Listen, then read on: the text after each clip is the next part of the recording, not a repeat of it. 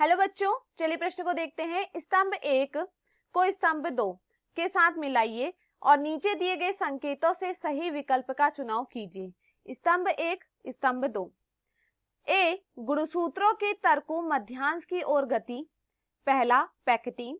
विकल्प B, centromere का विपाटन और अर्ध गुणसूत्रों का अलग होना। दूसरा, जाइगोटीन। विकल्प सी, समजात गुणसूत्रों के मध्य युग्मन। तीसरा, एनाफेज। विकल्प डी, समजात गुणसूत्रों के मध्य जीन विनिमय। मेटाफेज। हमारे पास दिए हुए विकल्प हैं। विकल्प ए का पहला, बी का दूसरा, सी का तीसरा, डी का चौथा। विकल्प बी, ए का दूसरा, सी का तीसरा, डी का चौथा, सी का चौथा, डी का पहला। विकल्प सी, ए का चौथा, बी का तीसरा, सी का पहला, डी का दूसरा। विकल्प डी, ए का तीसरा, बी का पहला, सी का चौथा, डी का दूसरा। प्रश्न की मुख्य अवधारणा है, मुख्य अवधारणा। इस प्रश्न की मुख्य अवधारणा है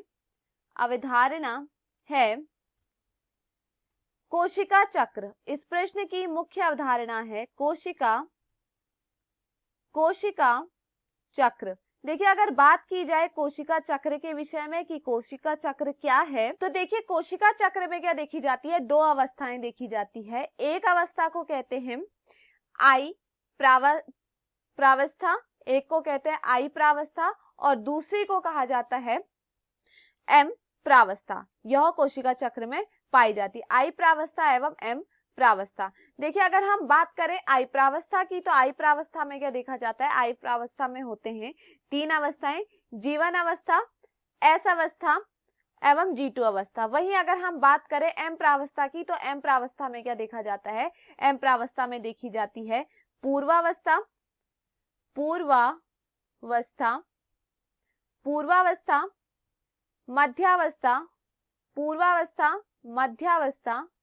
मध्यावस्था, पश्चावस्था, पूर्वावस्था, मध्यावस्था, पश्चावस्था एवं अंत्यावस्था। तो देखिए, यहाँ पर अगर हम बात करें कोशिका चक्र के विषय में, तो यहाँ पर क्या देखने को मिलता है, जो आई प्रावस्था होती है, आई प्रावस्था में क्या देखा जाता है, आई प्रावस्था में यह देखा जाता है कि यहाँ पर अगर हम कहें कि कोशिका विभाजन क्या है, तो देखिए कोशिका विभाजन में क्या होता है, एक कोशिका जो होती है यह यहाँ पर क्या होती है, विभाजित होती है। तो देखिए, एक कोशिका क्या हो रही है, विभाजित हो रही है। तो यहाँ पर देखिए क्या देखा जाता है, यहाँ पर यह देखा जाता है, यहाँ पर देखें तो यह एक मात्र कोशिका है। यहाँ पर क्या हुआ, यहाँ पर समसूत्री विभाजन हुआ, उसके बाद क्या देखा जाता है, उसके बाद अर्धसूत्री विभाजन होता है और अर्धसूत्री विभाजन में क्या देखा जाता है कि यहाँ पर क्या बन जाती हैं, चार कोशिकाएं फिर यहाँ पर हमें प्राप्त होती हैं। तो देखिए, यहाँ पर हो क्या रहा है, यहाँ पर देखिए, यहाँ पर यह क्या है, समसूत्री विभाजन और यह क्या है, अर्धसूत्री विभाजन। अब देखिए, अगर हम बात करें एम प्रावस्था की, तो इसे क्या कहते हैं, समसूत्री विभाजन कहा जाता है और इसके बाद आता है अर्धसूत्री विभाजन। अब देखिए, इसके विषय में अगर बात करें तो देखिए, आई प्रावस्था कहां पर देखी जाती है, देखिए एक मात्र कोशिका जब विभाजित हो रही है, किसमें, पुत्री कोशिका में, जब मात्र कोशिका पुत्री कोशिका में विभाजित होती है, तो इसके बीच का जो समय अंतराल होता है, यहाँ पर इसके बीच का जो समय अंतराल होता है, यह समय अंतराल क्या होता है, इसी समय अंतराल को हम क्या कहते हैं, हम इसे कहते हैं आई प्रावस्था। इसी को हम क्या कहते हैं, आई प्रावस्था। यह क्या है, यह समय ही क्या कहलाता है, जो समय यहाँ पर एक कोशिका को बनाने में लग रहा है, यही समय क्या कहलाता है, आई प्रावस्था कहलाता है। इसमें क्या क्या होता है, इसमें जो होती है कोशिका क्या होती है, यह आकार में बड़ी हो जाती है।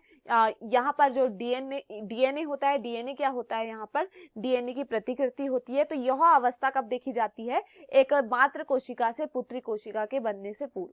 तो यहाँ पर देखिए, प्रश्न में क्या कहा गया है, स्तंभ 1 तत्व को स्तंभ 2 के साथ मिलाइए और दिए गए, यहाँ पर आपको क्या करना है, सही विकल्प का चुनाव करना है। स्तंभ ए में पहला दिया गया है गुणसूत्रों की तर्कु मध्यांश की ओर गति। तो देखिए, गुणसूत्रों की जो तर्कु मध्यांश की ओर यह क्या कह रहा है, गति है। तो यहाँ पर क्या कह रहा है, यहाँ पर यह कह रहा है कि यहाँ पर यह क्या है, गुणसूत्र है और यहाँ पर क्या कह रहा है, गुणसूत्रों की तरकु मध्यांश की ओर गति क्या होती है। तो देखिए यहाँ पर जब क्या होता है, यह मध्यांश की ओर इनकी गति होती है, तो इसको क्या कहा जाता है, मध्यांश यहाँ पर जब गति होती तो इसे क्या कहा जाता है, इसे कहा जाता है मेटाफेज।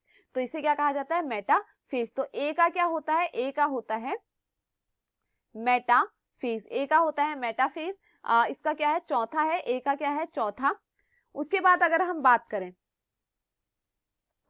अगर बात करें तो यहाँ पर देखिए क्या है, उसके बाद हम बात करें अगर विकल्प बी की, तो विकल्प बी में देखिए क्या है, सेंट्रोमेयर का विपाटन और अर्ध गुणसूत्रों का अलग होना। देखिए यहाँ पर क्या कह रहा है, सेंट्रोमेयर का विपाटन, मतलब सेंट्रोमेयर क्या जाता है, टूट जाता है। सेंट्रोमेयर यहाँ पर क्या जाता है, टूट जाता है। और यहाँ पर क्या देखने को मिलता है, यहाँ पर अर्ध गुणसूत्र देखने को मिलते हैं। यहाँ पर क्या देखने को, यहाँ पर अर्ध गुणसूत्र देखने को मिलते हैं। तो यहाँ पर क्या कह रहा है, इसका विपाटन किस में होता है, तो जब यहाँ पर मेटाफेज हो जाती है, उसके बाद दूसरी अवस्था आती है एनाफेज, और वहां पर ये क्या होता है, यहाँ पर यह गुणसूत्र बीच से टूट जाता है, सेंट्रोमियर से टूट जाता है। तो इसका जवाब क्या है, इसका जवाब है एनाफेज। तो बी का क्या होगा, बी का होगा तीसरा, बी का क्या होगा, बी का होगा तीसरा। उसके बाद अगर बात करें सी की, तो सी में क्या कहा गया है, देखिए सी में कहा गया है समजात गुणसूत्रों के मध्य युग्मन। तो देखिए समजात गुणसूत्रों के मध्य युग्मन को क्या कहा जाता है, जब समजात गुणसूत्रों के मध्य युग्मन का मतलब क्या है, देखिए यहाँ पर क्या होता है, यह क्या है, समजात गुणसूत्र हैं, यह क्या होते हैं, एक दूसरे से यहाँ पर जुड़ जाते हैं। तो यह क्या कहलाता है, इनका जो युग्मन होता है, इनका युग्मन क्या कहलाता है, इसको हम क्या कहते हैं, यह क्या होते हैं, समजात गुणसूत्र होते हैं।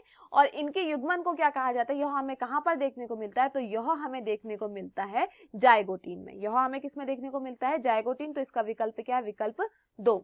उसके बाद अगर हम बात करें विकल्प डी की, तो डी का विकल्प में सही क्या होगा, तो देखिए समजात गुणसूत्रों के लिए मध्य जीन विनिमय। तो जीन विनिमय जो होता है, देखिए क्या होता है जीन विनिमय में, इनमें क्या देखा जाता है, जीन विनिमय में क्या कहा देखा जाता है, जो गुणसूत्र होते हैं, गुणसूत्र क्या कर देते हैं, अपनी जो भुजा होती है, गुणसूत्र की जो भुजा होती है, उनमें क्या होता है, विनिमय होता है। इसको देखिए यहाँ पर ऐसे समझिए, यह क्या है, गुणसूत्र है, और इनकी भुजाओं के बीच में क्या होता है, इनकी भुजा क्या होती है, यहाँ पर इनका आदान प्रदान होता है।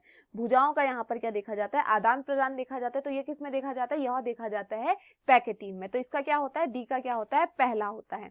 तो यहाँ पर देखिए हमारा कौन सा विकल्प सही होगा, विकल्प ए में दिया गया है ए का दिया गया है, यहाँ पर ए का दिया गया है पहला, तो यह यहाँ पर गलत है क्योंकि ए का क्या है, चौथा है।